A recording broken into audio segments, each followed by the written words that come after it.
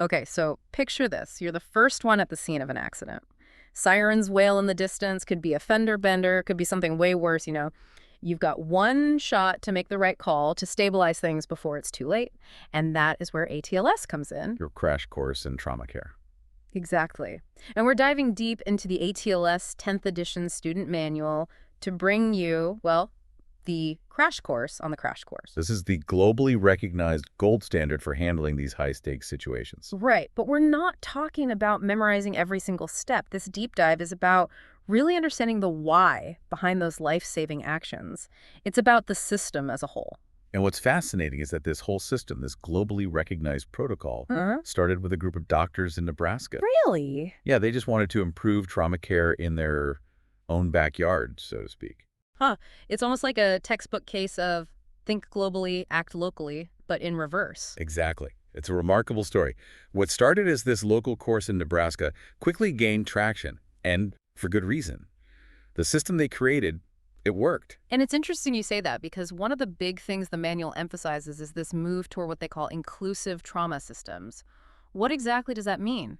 So imagine a world where a small community hospital, say, in rural Montana, is equipped to handle a serious trauma case, to stabilize the patient, provide that initial life-saving care. While a specialized trauma center hundreds of miles away gets ready for their arrival. Precisely. It recognizes that not every hospital can be a level 1 trauma center, right? Not every place has all the resources.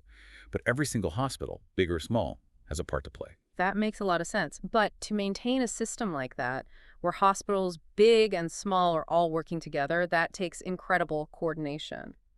And let's be honest, resources. Oh, absolutely. It's a constant challenge, especially when it comes to things like securing funding and just raising awareness about trauma as a serious public health issue. Okay, so we've got these inclusive trauma systems, hospitals big and small, ready to play their part. But what about the actual process? Like what happens when ATLS swings into action? Well, the ATLS manual breaks it down into these phases, and it's actually a pretty fascinating journey, starting even before the patient gets to the hospital. Oh, you mean like the pre-hospital phase? Exactly. And this phase can make or break the whole thing. Yeah, it's easy to think of it as just get the patient to the hospital ASAP, but the manual really digs into how those first responders, the paramedics and EMTs, are absolutely vital. They're essentially taking the emergency room on the road, Yeah. right? It's not just driving an ambulance.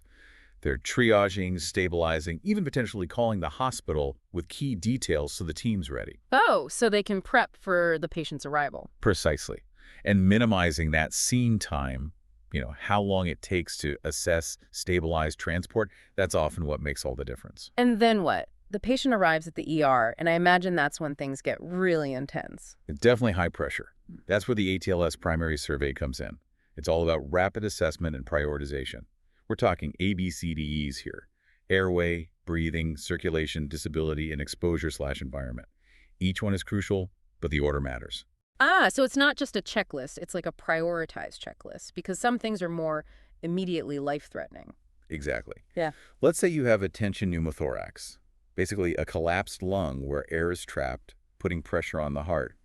That can be fatal in minutes if it's not treated. Oh, wow, that's serious. So even before a full head-to-toe exam, the ATLS protocol makes sure that potential tension pneumothorax is addressed right away. Makes sense. You got to deal with the most urgent thing first. It's just amazing how every detail matters in these situations. Even something like inserting a gastric tube or a urinary catheter, those seem pretty routine, but the manual makes it clear that they're not. Right, it's all connected. In trauma, a gastric tube isn't just for feeding. It can prevent vomiting and aspiration, which, if a patient has a head injury, could be really dangerous. Same thing with a catheter. It's not just about monitoring urine. It can tell you about internal bleeding and the patient's overall fluid status. So every action has these ripple effects. And ATLS helps medical professionals anticipate and manage those effects. So once the immediate life-threatening stuff is under control, what happens next? That's when we move to the secondary survey, which is a much more comprehensive head-to-toe examination. So the primary survey is about finding those big immediate issues. Is the secondary survey about looking for the less obvious but still potentially serious things? Exactly. Think of it like detective work, right? Hmm. The secondary survey is about carefully examining the patient from head to toe, making sure nothing was missed in the initial assessment, like hidden fractures, internal bleeding, neurological problems, anything that could cause complications later on. And this is where that whole concept of continuous monitoring comes in, right? Absolutely. Even if a patient looks stable, things can change so quickly with trauma. Vital signs can fluctuate, new symptoms might pop up, the patient's condition can deteriorate fast. Continuous monitoring helps the trauma team catch those changes early on. It's like they're constantly reassessing, reevaluating, making sure they didn't miss anything, looking for any clue, any little detail that could point to a bigger issue. That's a great way to put it. In trauma care, those small details can literally make the difference between a smooth recovery and a life-altering complication. Now, I'm sure people are wondering about how ATLS handles different types of injuries. Because a gunshot wound has got to be different from, say, a fall, even if both are traumatic. Yeah. You're not going to treat them the same way at all. But that's the thing with ATLS. It gives you this framework for understanding how different mechanisms of injury, like you said, a gunshot versus a fall, can cause really different patterns of damage inside the body. Yeah, it's like ATLS gives you X-ray vision or something. You can see past the external injuries and kind of anticipate what kind of damage might be going on inside. So fascinating. Like with a gunshot wound, for example, it's not just about the bullet itself. There's more to it. Oh yeah, it's the velocity, the trajectory, even how the bullet was designed. All of that plays into how much damage it does internally. So a small caliber bullet at close range, that could actually be worse than a larger one that, say, goes straight through. Exactly. It all comes down to energy transfer. A bullet going really fast might have a small entry wound, but it creates this like shock wave inside the body, which can cause massive damage to organs and tissues. Wow. And that's where ATLS helps so much. It guides medical professionals to anticipate those complications and figure out the best way to treat them. So it takes a lot of the guesswork out. You could say that, yeah. It's like a roadmap for assessing and managing trauma based on how the injury happened. That makes sense. And this approach, it's not just for gunshot wounds. It goes for all kinds of trauma. Yeah. Blunt force trauma, like from car accidents or falls. Yeah.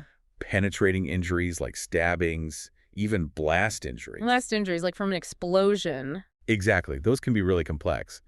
But ATLS breaks it all down. That's wild. And I think something that really stuck out to me in the 10th edition is that they emphasize how ATLS isn't just for trauma surgeons, you I know? think it's for everyone. Like anyone who might come into contact with a trauma patient. Exactly. Yeah. Nurses, physician assistants, even medical students. It's about having that basic understanding of trauma care. Having the tools to make the right call, even if it's just stabilizing the patient until they can get to a specialist.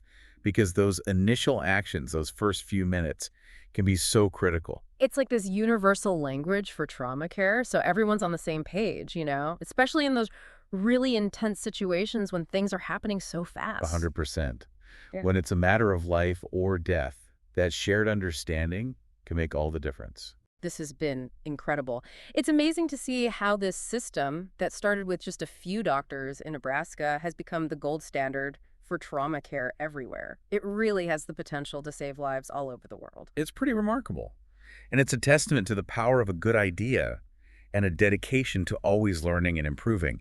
And of course, to all the healthcare professionals who put in the work day in and day out to provide the best possible care to trauma patients. Absolutely. So to anyone listening who wants to go even deeper into this world of trauma care, we highly recommend checking out the ATLS 10th edition student manual. We just scratched the surface, and there's so much more to learn. It's a goldmine of information for sure. Until next time, everyone, stay safe out there, and remember, knowledge is power, especially when it comes to trauma.